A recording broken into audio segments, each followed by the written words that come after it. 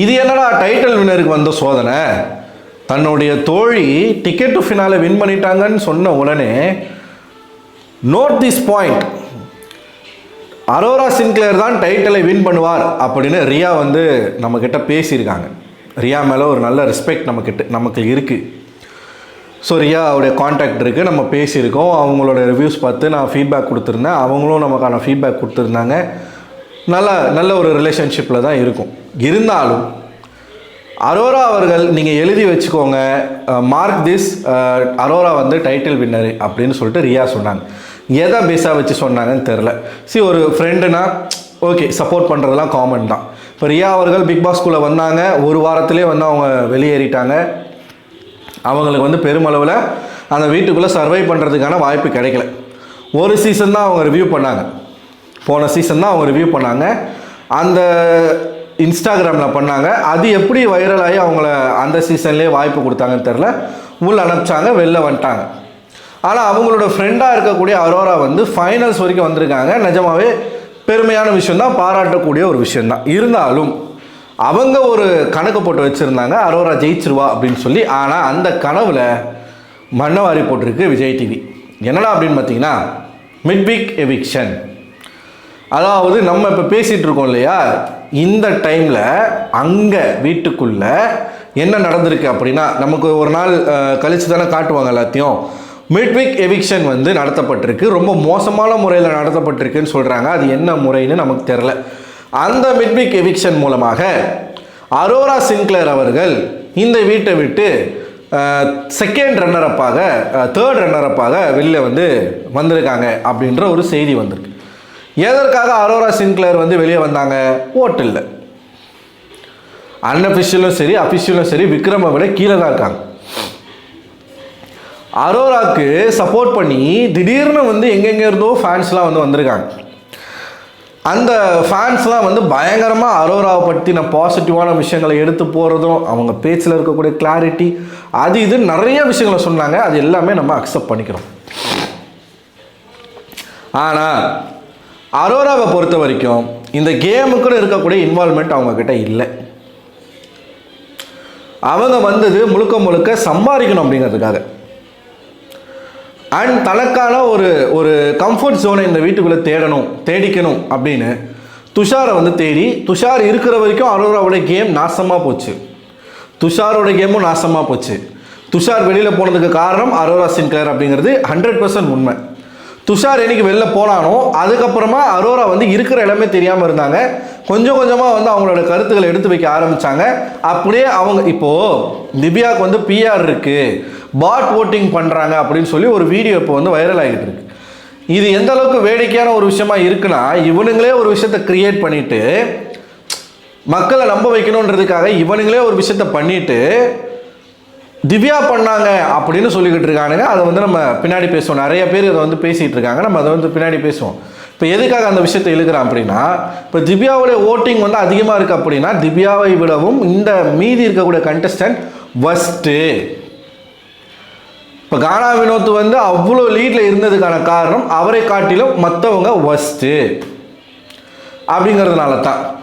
இதை வந்து நம்ம அடுத்த வீடியோவில் தெளிவாக பேசுவோம். அதே மாதிரி தான் அரோராவை கம்பேர் பண்ணும்போது மற்றவங்களுக்கு அரோராவே தேவையில்லை அப்படிங்கிறதுனால தான் மக்கள் இத்தனை நாட்களுக்கு அரோராவை கொண்டு வந்தாங்க. இன்னொன்று என்னென்னா, சேனலுடைய ஒரு பெரிய சப்போர்ட் வந்து அரோராவுக்கு இருந்துச்சு. நாமினேஷனுக்கு வர விடாமையும், நாமினேஷனுக்கு வந்தாலுமே எவிக்ட் ஆகாமல் நிறைய இடங்கள் அரோராவை காப்பாற்றினாங்க. இப்போ போன சீசனில் எப்படி சாட்சனாவை காப்பாற்றினாங்களோ அதே மாதிரி அரோராவை பல இடங்களில் காப்பாற்றிருந்தாங்க. அது மட்டும் இல்லாமல் விஜய் சேதுபதி கொடுத்த முட்டு இருக்குது பாருங்கள், அரோராவுக்கு வேற லெவல் முட்டு.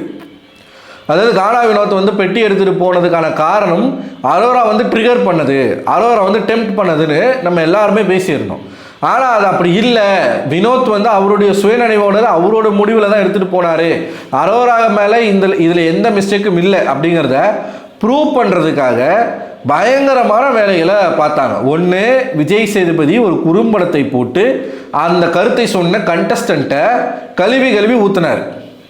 சரி, எத்தனையோ மக்களும் அதே சொல்கிறாங்களே, இப்போ மக்களுக்கு நீங்கள் வந்து எக்ஸ்ப்ளனேஷன் கொடுப்பீங்களா? அந்த மாதிரி இப்போ அது அரோராவோட கேம் அப்படின்னா அது ஒரு ஸ்மார்ட் கேம் தானே, அதை பாராட்ட வேண்டியதானே. அது அப்படி இல்லை அப்படின்னு எதுக்காக இவங்க சொல்லணும் அப்படின்னு பார்த்தீங்கன்னா அரோராவுக்கு ஓட்டு வரணும் அப்படிங்கிறதுக்காகத்தான். அதுக்கப்புறமா என்ன பண்ணிட்டாங்க, எந்த ஒரு மிஸ்டு கால் நம்பருமே வேலை செய்யலை. குறிப்பாக திவ்யா, சபரி, விக்கல்ஸ் இவங்க 3 பேருக்கும் வேலை செய்யலை. அரோரா சின்க்ளேருக்கு மட்டுமே மிஸ்டு கால் சர்வீஸ் வந்து வேலை செஞ்சுருக்கு ஒரு நாள் முழுக்க. இப்போ திவ்யா வந்து அன்அஃபிஷியலில் காசு கொடுத்து பாட் ஓட்டிங் பண்ணுறாங்க அப்படின்னு சொல்லக்கூடிய தற்கூரிகள் இப்போ பிக் பாஸ் அஃபிஷியல் ஓட்டிங்லேயே அரோரா காசு கொடுத்து அரோராக்கு மட்டும் ஓட்டு விடுற மாதிரி செட் பண்ணிட்டாங்கன்னு சொல்லுவீங்களா? சொல்ல மாட்டோம்ல. ஏன்னா நம்ம அப்படி தான், நம்ம ஜீன் அந்த மாதிரி. சரியா? இப்போது அடுத்து என்னன்னா, மறுபடியும் துஷார் வந்து ரீஎன்ட்ரி கொடுக்குறாப்புல.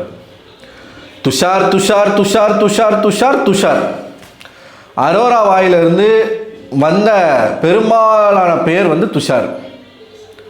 துஷார் வரணும், துஷார் கூட தான் எனக்கு வந்து ரொமான்டிக் ஃபீல் வருது, துஷார் கூட தான் எனக்கு வந்து கம்ஃபர்ட்டாக இருக்குது, அது இதுன்னு ரீஎன்ட்ரி கொடுத்தாங்க. கொடுத்தது தான் கொடுத்தா அங்கே ஆரம்பித்த அரோரா இப்போ வரைக்கும் துஷாரை வந்து தான் பின்னாடி சுற்ற வைக்கணும், இல்லை அவங்க துஷார் பின்னாடி சுற்றணும், லிட்ரலாக அவனை கட்டிப்பிடிக்க போகிறது, கழுத்தில் முத்தம் கொடுக்க போகிறது, இது எல்லாமே அவங்க பண்ணுறாங்க. அவன் அவாய்ட் பண்ணுறான், துஷார் அவாய்ட் பண்ணுறான். ஆனால் இந்த மேடம் வந்து எதுக்குமே தயங்குற மாதிரி இல்லை. அவ்வளோதான், முடிஞ்சிச்சு, கேம் முடிஞ்சிச்சு. இருக்கிற நாள் வரைக்கும் நான் துஷார் கூட சந்தோஷமாக இருக்க போகிறேன். ஒருவேளை துஷார் எவிக்ட் ஆகாமல் இன்னும் 2 வாரங்கள் அந்த வீட்டில் எக்ஸ்ட்ரா இருந்திருந்தார் அப்படின்னா துஷாருக்கு முன்னாடி அரோரா எவிக்ட் ஆகிருப்பாங்க. கிளாரிட்டியாக பேசுகிறாங்க, டாஸ்க் விளையாடுறாங்க, நான் அதெல்லாம் இல்லைன்னே சொல்லலை. ஆனால் அதெல்லாம் எப்போ பண்ணாங்க அப்படிங்கிறது தான் ஒரு மேட்ரு. நீங்கள் 70 நாள் கழித்து நீங்கள் ஒரு விஷயத்த பண்ணி நீங்கள் பூமாய் வருவீங்க அப்படின்னா அந்த 70 நாட்கள் அந்த வீட்டுக்குள்ளே இருந்தவங்களுடைய நிலைமை என்ன? ஒரு பக்கம் சேனல் சப்போர்ட்டு, ஒரு பக்கம் ஹோஸ்ட் சப்போர்ட்டு, இதே மாதிரி வந்துக்கிட்டு இருந்த அரோரா அவர்கள் பணத்தை நான் எடுத்துடணும் அப்படின்ற ஒரு விஷயத்தில் வந்து ஒரு பெரிய ஒரு பொய்யை சொன்னாங்க. அதனால தான் அரோராவுக்கு ஓட்டே வரல. என்ன பொய் அதுனா, இப்போது 18 லட்ச ரூபா இருந்துச்சுன்னா நான் அதை வச்சு வந்து மேல் படிப்பை படிப்பேன், நர்சிங் படிப்பேன், ஃபாரினில் போய் படிப்பேன் அப்படிங்கிற ஒரு பொய்யை சொன்னாங்க. இந்த 18 lakhs வச்சு நான் படிச்சிருப்பேன்.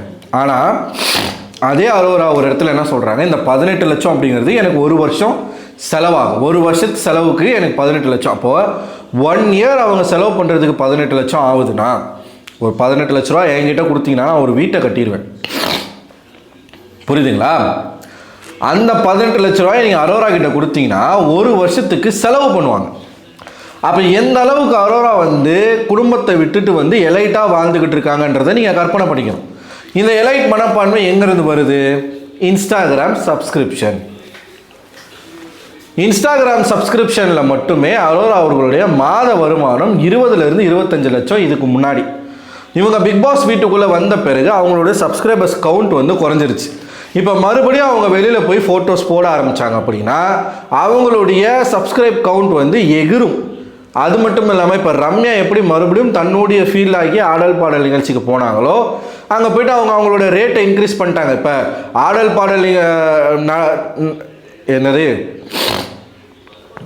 பாடல் நடன மங்கை ரம்யா அப்படிங்கிற பேர் மாறி பிக் பாஸ் ரம்யான்ற பேர் வந்துருச்சு. பிக் பாஸ் ரம்யாவை ஆட வைக்கணும் அப்படின்னா பிக் பாஸ் ரம்யா என்ன ரேட்டு சொல்கிறாங்களோ அந்த ரேட்டு தான். இப்போ அரோரா சின்க்ளேர் பிக் பாஸ்லேருந்து வெளில வராங்க.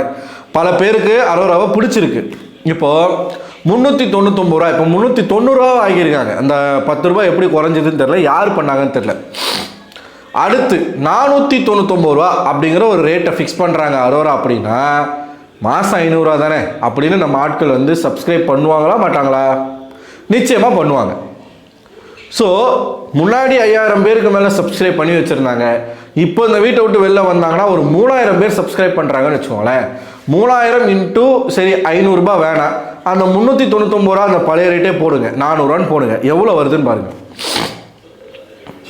ஸோ அந்த 18 லட்சம் அப்படிங்கிறது இன்ஸ்டாகிராமில் அவங்களுடைய ஒரு மாத சம்பளம், ஒரு மாதம் வருமானம், சம்பளம் இல்லை வருமானம். அப்போ அதை வச்சுலாம் படிக்காத அரோரா இந்த 18 லட்சத்தை வச்சு நான் படிச்சிருப்பேன் அப்படின்னு சொல்கிறது எப்படிப்பட்ட ஒரு புருடா? இதை பார்த்த மக்கள் தான் என்ன பண்ணுறாங்க, அரோரா போய் பேசுகிறாங்க, அரோரா வந்து ஜெயிக்கக்கூடாது, அரோராவுக்கு ஓட்டு போடாதீங்க அப்படின்னு வந்து மக்கள் வந்து தன்னுடைய நிலைப்பாடை மாற்றுறாங்க. ஸோ இதன் காரணமாக அரோராவுக்கு ஓட்டு வரல. இன்னைக்கு வந்து மிட்வீக் எவிக்ஷனில் அரோரா வெளியில் வந்திருக்காங்க அப்படிங்கிற ஒரு செய்தி வருது. இது வந்து எனக்கு தெரிஞ்ச அரோராவுக்கு ஒரு சரியான பதிலடியாக தான் நான் பார்க்குறேன். நீங்கள் என்ன நினைக்கிறீங்க? உங்களோட கருத்துக்களை மறக்காமல் கமெண்ட் பாக்ஸில் கமெண்ட் பண்ணுங்கள். அடுத்த ஒரு வீடியோவில் உங்களை சந்திக்கிறேன். அதுவரை உங்களிடம் விடைபெறுவது நான் அரவிந்தன்.